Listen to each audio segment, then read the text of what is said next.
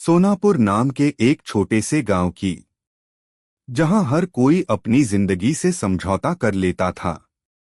सपनों की कोई कीमत नहीं थी। लड़कियां घर का काम करती और लड़के खेत में या शहर जाकर मजदूरी। इसी गांव में रहते थे रघु और सीमा, दोनों बचपन के दोस्त। रघु का परिवार बहुत गरीब था। पिता का साया बचपन में ही उठ गया। माँ दूसरों के घरों में बर्तन धोती और रघु छोटी उम्र में ही खेतों में मजदूरी करने लगा। दूसरी तरफ सीमा के पिता किसान थे। हालात ज्यादा अच्छे नहीं थे, लेकिन बेटी को पढ़ाने का सपना जरूर था। सीमा के पिता, बेटी चाहे कुछ भी बने मगर पढ़ाई नहीं छूटनी चाहिए। गांव वाले ताने देते। गांव के लोग, लड़की को पढ़ाकर क्या करेगा, कल को ब्याह कर देनी है। मगर सीमा और उसके पिता ने हार नहीं मानी। साउंड, स्कूल की घंटी, बच्चों की आवाज। रघु पढ़ाई में ठीक ठाक था, लेकिन हालात ने उसे 10वीं के बाद पढ़ाई छोड़ने पर मजबूर कर दिया। घर चलाने के लिए वो शहर चला गया और वहां ऑटो चलाने लगा। सीमा ने पढ़ाई जारी रखी। वो पढ़ाई में तेज थी। गांव की पहली लड़की जिसने इंटर में टॉप किया। साउंड, ताली बजने की आवाज। गांव वालों ने ताने मारे, मगर सीमा का सपना बड़ा था। सीमा, मैं इंजीनियर बनूंगी। सीमा के सामने फीस का संकट खड़ा हुआ। घर वालों के पास पैसे नहीं थे। उसी वक्त रघु ने फैसला किया। रघु, मैं दिन रात ऑटो चलाऊंगा, तुझे पढ़ाऊंगा।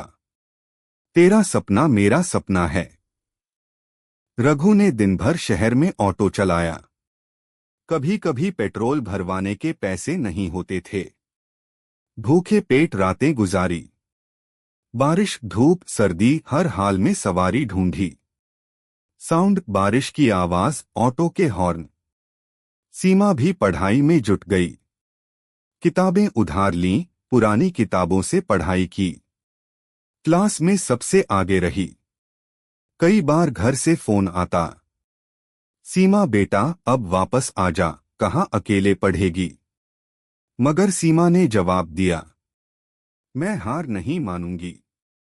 4 साल रघु और सीमा ने बिना मिले, बिना देखे, सिर्फ फोन पर एक दूसरे को हिम्मत दी। रघु, बस पढ़ती रह, एक दिन इंजीनियर बनेगी। सीमा, तेरी मेहनत को कभी बेकार नहीं जाने दूंगी। गांव वाले फिर ताने मारते। गांव की औरतें, देखो सीमा को 4 साल से बाहर पढ़ रही है। रघु भी पागल है, उसके पीछे पड़ा है। मगर दोनों ने किसी की नहीं सुनी। साउंड, क्लासरूम, टीचर की आवाज। 4 साल बाद सीमा ने इंजीनियरिंग में टॉप किया। बड़ी कंपनी में जॉब का ऑफर आया। सैलरी लाखों में। उसी दिन उसने सबसे पहले रघु को फोन किया।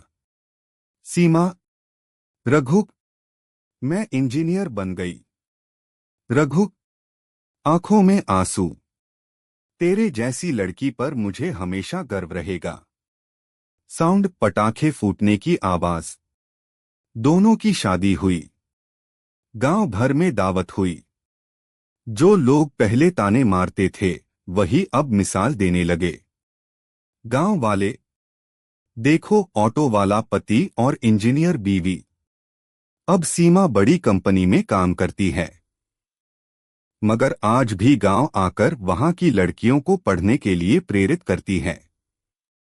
सीमा, सपने देखने का हक हर किसी को है।